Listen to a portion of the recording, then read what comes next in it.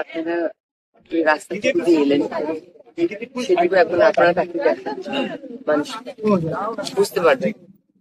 স্কুলটার পরে উল্টো দিকে ডান দিকে যখন ঢুকলাম রাস্তাটা, তারপরে মানে যেটুকু গ্রামীণ রাস্তা হচ্ছে সেটা শুধু দুটো বাইক যায়, কোনো কোনো অটো টোটো পর্যন্ত যেতে পারবে, বাইক একটা যেতে পারবে, একটা বাইক আসতে পারবে। তাও শুধু পঞ্চায়েতের টাকা এসছে, তাই জন্য হচ্ছে। পঞ্চায়েত মন্ত্রণালয়। আমি এখানে বহু বছর থেকেছি তো, আমার মা যা যা কমপ্লেন করতো সে কমপ্লেন গুলো এখনো আছে, সেটা ভাবলে আমার খুব অবাক লাগে। এতগুলো বছর পেয়ে যাওয়ার পরেও সে একই কমপ্লেন। আসলে কেন্দ্র আর রাজ্যের সংঘাতটাই মিটে যাবে। এই যে রাজনৈতিক ভাবে যে সংঘাতটা হচ্ছে সেটা কিন্তু সুস্থ হয়ে গেলে।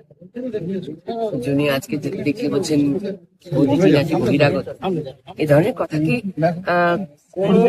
কোনো নাগরিকেরই ভাবা উচিত? ভাবাই তো উচিত, তাই না? আমরা তো একটা সংবিধানের নিয়মে কাজ করি। এমন তো নয় যে এখানে একটা অন্য সরকার বলে কেন্দ্রতে বিজেপি সরকার কোটি কোটি টাকা দেয়নি, কোটি কোটি টাকা, হাজার লক্ষ কোটি টাকা দিচ্ছে।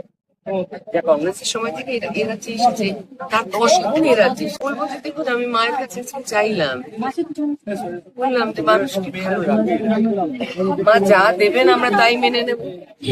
দক্ষিণের মানুষদের বলবো যে অন্যায়টাই ছাড়া আর সব আমরা মানব, অন্যায়টা আমরা আর মানব। এই যে অন্যায় দেখতে পাচ্ছি চতুর্দিকে, এটা মানব। আমাদের এখানে কি নেই, আমাদের এই রাজ্যে কি নেই, মানে কোনটা নেই? পাহাড় নেই, সমুদ্র এলাকা নেই, আমাদের আছে কৃষি, আমাদের আছে বনাঞ্চল, কি নেই?